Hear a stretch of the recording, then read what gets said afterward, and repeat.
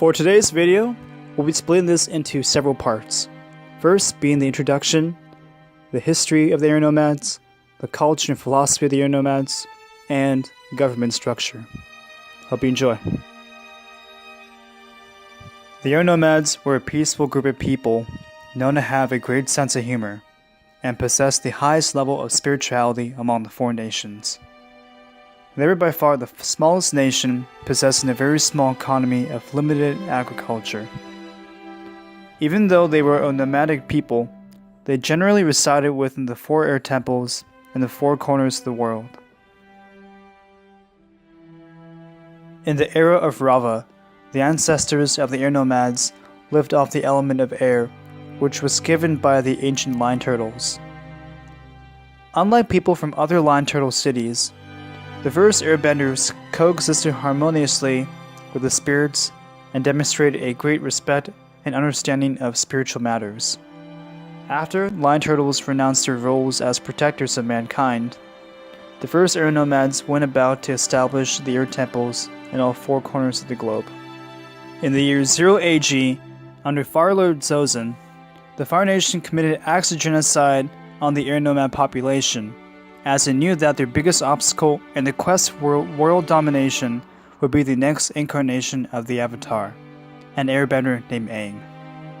Ironically, Aang survived the genocide and narrowly escaped the Southern Earth Temple, eventually succumbing to harsh weather, which placed him and his flying bison Appa into suspended animation. By the time Sokka and Katara uncovered Aang from his suspended animation, the Fire Nation had been waging war on the world for 100 years. With the help of his new friends, Aang and his companions succeeded in defeating the Fire Lord and restored balance to the four nations. After the conclusion of the 100-Year War, Aang, with the help of the Air Acolytes, managed to preserve and carry on the teachings of the Air Nomads. Eventually, his son Tenzin took the role as head of the new Air Nation, and in 171 AG, after Hormone Convergence, people began manifesting the ability to bend air across the world. Tenzin and a group of airbending volunteers began to train these new airbenders, and in 174 AG, the Air Nation continued to prosper as more and more people gained the ability to bend air. The culture and philosophy of the air nomads, and much of the world of Avatar, takes influence from Eastern religions and philosophies. The most notable example of this being the philosophy and practice of Buddhism. Being governed by a monastic order, the air nomads' practice of spirituality is present in their everyday lives, with the eventual goal of detaching oneself from the earthly tether, attaining enlightenment. In their nature, air nomads were pacifists, meaning that they followed the way of nonviolence. They strictly used their bending only in self-defense, attacking if the situation deemed it absolutely necessary. An example of this is Monk Gyatso's last stand against multiple firebending soldiers in an effort to buy time for other air nomads to escape. The nature of air reflects the nomad's understanding of the impermanence of all things, as air can constantly change and move in any direction dynamically.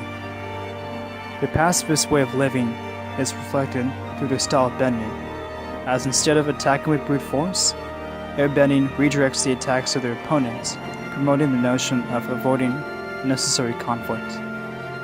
The culture and traditions of the air nomads take heavy influence from Tibetan Buddhist monastic life and culture, as the practice of shaving heads, wearing monks' robes, and vegetarianism parallels that of Buddhist monks in the real world. Other examples of this are the architecture of the air temples and Tibetan names of airbenders such as Tenzin and Tashi. The process used to select the next incarnation of the Avatar is clearly derived from the selection process used to determine the next reincarnation of the Dalai Lama. The way the process goes is very similar, where monks would test the candidate with questions and present possessions that belong to the previous reincarnate to see if the person is the real reincarnation. If you notice that in Season 3, Aang's robes are modeled after the Dalai Lama's, which has the right arm exposed and kept uncovered.